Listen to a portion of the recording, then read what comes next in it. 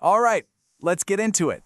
Today, we're taking a deep dive into 3 Japanese titans. Now, on the surface, they all look like really solid, stable, long-term investments. But as you're about to see, when you pull back the curtain, their stories are worlds apart. I mean, this is the question on every investor's mind, right? In a world that feels like it's constantly changing, we're all looking for that little bit of reliability, some consistent returns we can count on. So today, we're going to use that very lens to look at 3 very interesting dividend-paying companies. So here's the game plan. We'll meet our 3 champions, we'll look at what they actually promise their investors, then we'll peek under the hood to see how they make their money and check out their plans for the future.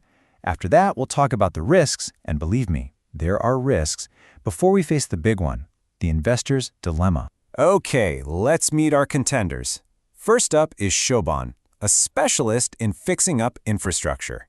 Then we've got Nippon Kyorai, a super diversified veteran that's been around forever. And finally, Nissan Chemical, a high-tech innovator. All 3 are known for giving back to their shareholders, but trust me, that's pretty much where the similarities end. So first things first, what are these companies actually promising? Let's look at their official commitments on dividends and share buybacks. What do they pledge to give back to the people who own a piece of the company? Okay, check this out. This chart tells you so much about their different mindsets. Shoban and Nissan Chemical are going all in, targeting super high payout ratios. That means a huge chunk of their profits goes right back to shareholders as dividends. And they're aiming for a total return, that's dividends plus stock buybacks, of over 80 and 75%. But then you've got Nippon Kyorai. They're playing a different game. They promise a progressive dividend, which is their way of saying we're never ever going to cut it. And they're slowly working their way up to a 35% payout. Very different philosophies at play. And just to drive that point home, get this. Nippon Kyorai has not cut its dividend for almost half a century. 50 years. That is an incredible track record of reliability. Then you have Shoban, on the complete other end of the spectrum, with this incredibly aggressive target, a total return to shareholders of over 80%. They are serious about giving cash back. And not to be outdone, Nissan Chemical makes its own big promise with a payout ratio of over 55%. So the promises are huge, but here's the real question. Can they actually back it up? Promises are one thing, but you need a seriously powerful profit engine to keep them. So let's look under the hood and see just how dramatically different their business models really are. Shoban is a specialist, plain and simple. About 70% of its money comes from just one thing, fixing and maintaining Japan's expressways. Now that deep focus is what makes them so good at what they do and so profitable. But as we're going to see, it's also their single biggest weakness. Now, contrast that with Nippon Kyorai. These guys are the textbook definition of diversified. Their profit engine has so many different parts. They absolutely dominate the school uniform market in Japan, which means reliable, recurring sales every single year. And they get this steady, predictable cash flow from their real estate business. This is a company that's built from the ground up for resilience. Nissan Chemical's engine runs on something else entirely: high-tech, high-margin fuel. You can see here its profits are just dominated by 2 things: special materials that go into semiconductors and displays, and really advanced agrochemicals. This isn't about old-school stability. This is about cashing in on cutting-edge innovation. Okay, so we know where the money's coming from today. But what about tomorrow?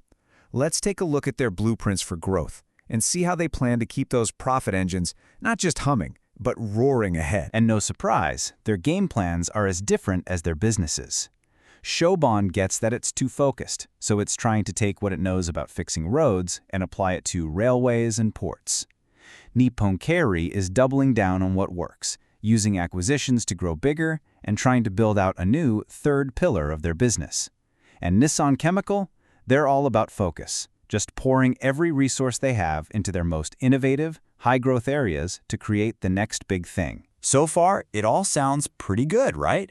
But hey, no investment is perfect. Every single company has weak spots. And it's time to ask the really tough question.